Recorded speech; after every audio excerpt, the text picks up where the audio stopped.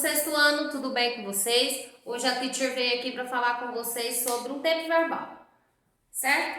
Que é o presente simples, simple present. Que é o quê? Que é a forma em que usamos para falar no dia a dia, certo? No presente. Porém, no inglês, há algumas regrinhas e algumas modificações que o verbo sofre, certo? Lembrando que o simple present, vou passar para vocês o seguinte: toda a forma correta de quê? De como a gente usa ele, certo? Primeiro, vou passar a regrinha para vocês sobre os verbos. Como que os verbos sofrem alteração aí quando vamos formular uma frase no simple present. Ok? Let's go? Ok, galerinha, como eu estava explicando para vocês. Primeiro vou passar a questão dos verbos para depois entrarmos na parte do que? De montar as frases para vocês compreenderem, tá? Então vamos lá. Para a gente formar qualquer frase no simple present, alguns verbos sofrem alteração, certo? Olha só. A regra geral seria acrescentar S em todos os verbos. Coloquei o verbo aí, read, que ficou reads, certo? Olha só, para os verbos com a terminação de O, S, CH, SH, X e Z, nós vamos acrescentar, tá? No final desse verbo, ES. Como eu coloquei aí para vocês, já com outra cor de canetão para vocês compreenderem. Então, olha só, verbos com a terminação O, S, SH, CH, X e Z, no final desse verbos nós vamos acrescentar ES. Agora, verbos que terminam com três consoantes juntas, por exemplo, try. O que eu fiz? Eu cortei o Y e acrescentei IES, tá? Então, se eu tenho um verbo que ele terminou com três consoantes juntas, tá? Mas olha só, o final tem que terminar com Y, tá bom? Três consoantes juntas que a última é Y. Eu vou tirar o Y e acrescentar IES. Ok, seguindo aqui com as regras. A próxima regra é: os verbos que terminam com a vogal e com Y, prevalece a regra geral. Qual que seria a regra geral? Lembra que lá no início eu falei para vocês que a regra geral é acrescentar S em todos os verbos? Pois é, tirando as exceções, claro. Neste caso aqui, olha, a minha palavra terminou com Y, porém, antes do Y eu tenho uma vogal. Neste caso, o que eu vou fazer? Eu só vou acrescentar o S, tá bom? O verbo have, que é o verbo ter, o que eu vou fazer aí? Ele muda a sua forma totalmente da escrita, ele vira has, certo?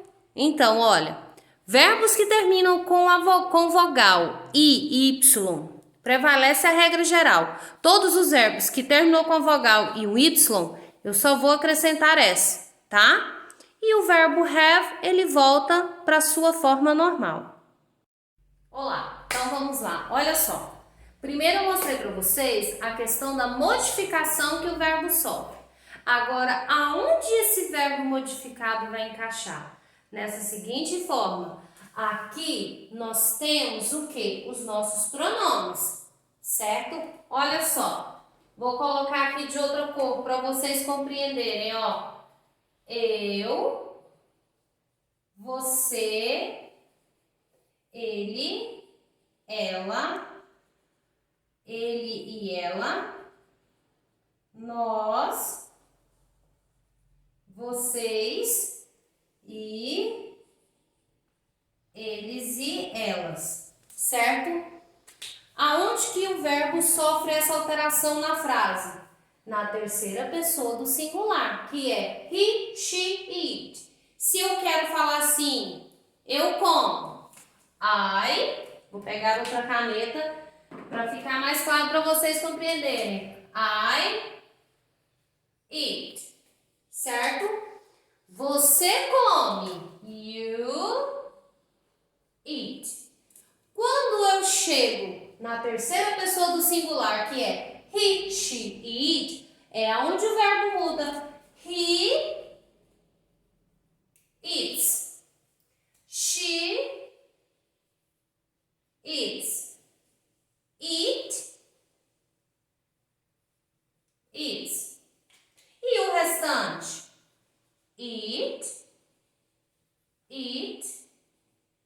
E aqui também vamos usar it. Agora me pergunta por quê? Porque na terceira pessoa do singular sempre iremos fazer a mudança do verbo. Aqui eu coloquei para vocês um verbo que segue a regra geral, que eu só acrescento S, certo? Por que os outros eu não preciso acrescentar S? Porque a mudança verbal só vai acontecer aqui, ó. Aqui para esses três, ó. Aonde eu acrescentei o S, que é he, she, it.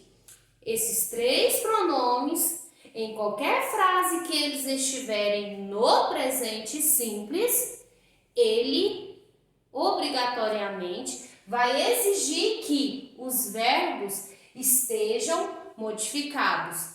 Lembrando aquela regrinha que eu passei para vocês e lendo uma por uma. Quando o verbo só acrescenta S, quando eu tenho que cortar, acrescentar IS, enfim. Memorizar aquela regrinha, porque quando eu vir aplicar ele na frase, vai ficar mais claro para vocês entenderem. Então, na afirmativa, que é o que a gente está fazendo aqui, o verbo ele sempre vai sofrer alteração para he, she e it, certo? O restante ele vai continuar a sua forma normal, certo? Ok, vamos lá então. Já que falamos na forma afirmativa, agora vamos aprender o quê? Como vamos fazer a negativa e a interrogativa. Mas para a gente compreender isso, a gente tem que compreender o seguinte. Para a gente fazer o presente simples, nós temos dois auxiliares, certo? Temos, olha, o do, certo? E temos o does. Onde vamos colocar o do e aonde vamos colocar o does? O does, ele vai somente para a terceira pessoa do singular, que é o quê? He, she, it. O restante eu vou usar o do, certo? Então, se eu quero negar, é muito simples, olha. Vou usar uma frase na terceira pessoa aqui primeiro com o does. Olha só, eu posso colocar assim, vou usar aquele verbo que eu estava usando, tá? Que é o verbo eat, de comer. Vou fazer uma frase na negativa usando ele, ó. Ó. He does not eat. Olha que eu usei ele na forma normal, agora eu vou usar ele na forma abreviada. Doesn't. Posso usar tanto um quanto o outro. Vocês observaram que o verbo aqui, ele voltou para a sua forma normal, ele não está com S? Por quê? Porque para negar, eu uso esse auxiliar e o verbo volta para a sua forma normal. Mas e se eu quiser usar uma frase com o do? Eu também posso. Lembrando que o do, o verbo, o auxiliar do, eu uso só para I, you, we, you, que é vocês, e they. Certo? Agora eu vou usar uma frase com o do para vocês verem. Né? Vamos lá. You don't eat. Ou do not. Em cima eu usei ela abreviada e embaixo eu usei ela a forma normal. Lembrando, eu só uso o does para he, she e it. do jeito que eu coloquei aqui, para vocês compreenderem, tá? Eu jamais posso usar o doesn't para you ver aonde está o do. Por quê? Porque a mudança só ocorre aonde? Na terceira pessoa do singular. He, she, it. Se eu quero fazer a forma afirmativa, vamos lá. Como que funciona a forma afirmativa? Aquela mudança que o verbo sofre, não é? Vou colocar aqui, ó. He, it. Opa, peraí, faltou um E aqui. Vamos lá. He, eats. Eles comem, certo? Se eu quero fazer a forma negativa dele, he does not eat ou he doesn't eat. Eles não comem. Viu que na afirmativa o verbo ele sofre alteração, porém na negativa, quando eu uso esse auxiliar aqui, o verbo volta para a sua forma normal, certo? Mas tá aí, já que eu coloquei a afirmativa e a negativa e a interrogativa, é bem simples, pessoal, olha só. É só eu mudar de lugar. Eu vou pegar esse aqui e vou passar para cá. Por exemplo, does he eat? Ele come? Viu que quando eu uso o auxiliar, tanto para negar quanto para perguntar, o meu verbo volta na sua forma normal. Então, o verbo ele só sofre alteração na afirmativa. Por quê? Na negativa e na interrogativa, ele não sofre alteração. Ó, coloquei as três formas para vocês compreenderem. A afirmativa, que o verbo sofre alteração. Na interrogativa e na negativa, o verbo ele volta para a sua forma normal, porque eu uso esses auxiliares aqui, tá? E como que a gente vai saber quando o verbo muda ou não? Lembrando que quando a frase estiver he, she e it, o verbo ele vai sofrer alteração.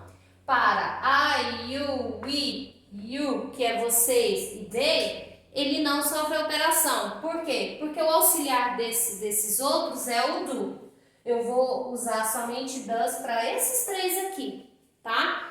Lembrando que aquelas regrinhas se encaixam para esses três somente na afirmativa.